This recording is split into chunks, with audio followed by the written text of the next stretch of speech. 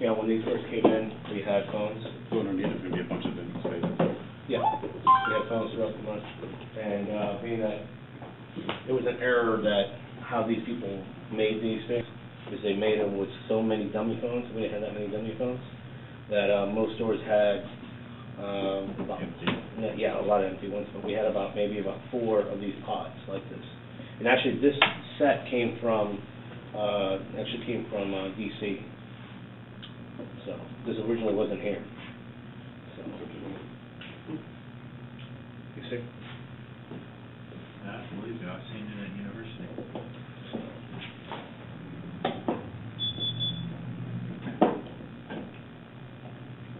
When's James going to be back from California? I'm not really sure. Okay. The one thing that's still confusing to me is how you have a contract with Charlie, which will terminate the sub-dealer, when essentially to you, James is a nobody. You said that to me before. You said it to James just a minute ago. James, you're a nobody. Essentially, you're an employee or a contractor for Sun Telecom. Then why would you not terminate all of Sun Telecom? What's your holdback on that? Because James is the one who brought this upon this issue. Then, in your eyes, he's an employee. Why would you not just fire him and say, you know, because have somebody else run your store? Because I've been made aware that he owns this location, and it's not owned by Jen or by James. Excuse me, by Charlie. So with that, if I didn't have that knowledge, then I would say, yeah, you need to fire James. And then me, I'll be sitting in my office not knowing a damn thing, and all of a sudden, oh yeah, James has been fired. We're good. Okay, we're good. But the truth is, James is the owner of this location. Why would you only sell, or why would you only allow us to sell to Sun Telecom only? I mean, who cares who the fuck buys the store? Whether it's the same guy that buys Because the contract is Sun Telecom. So this must be else. But if it's under Sun Telecom and we sell it to somebody else, James's corporation would still say Sun Telecom, whatever, or we sell it to another guy. We don't sell to Jen or Charlie, but it stays with Sun Telecom sub-dealer bullshit thing. No, because I was not made aware in the beginning that this would be some type of sub-dealer agreement. But now that you know, and that's against the rules, why would you let Jen do it? Why would you let all the other Sun Telecom guys do it? Because here's how it is now. Now is that Charlie, what Charlie told me, has been that is a managing partner is what they're doing here. So Charlie still owns a percentage of the company as well as Jen. And Jen is actually running everything else in town under Dave Lee, for example, and then John Lee, and then and under those guys.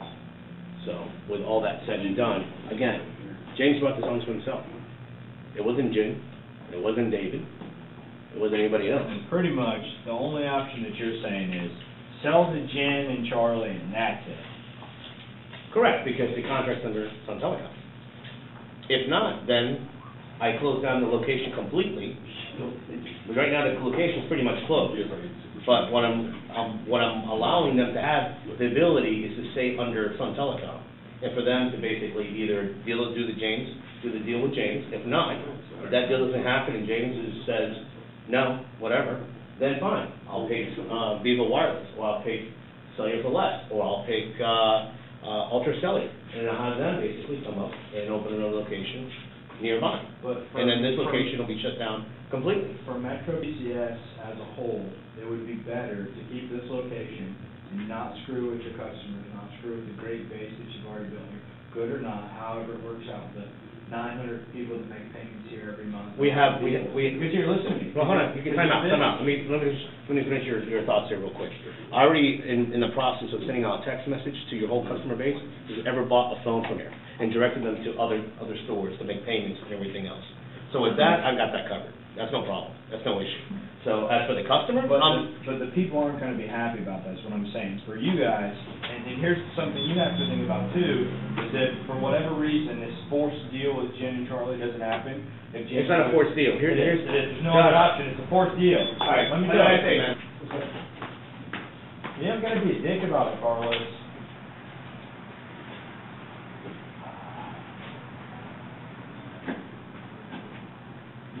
Bro, what I'm trying to say is, listen, for Metro PCS,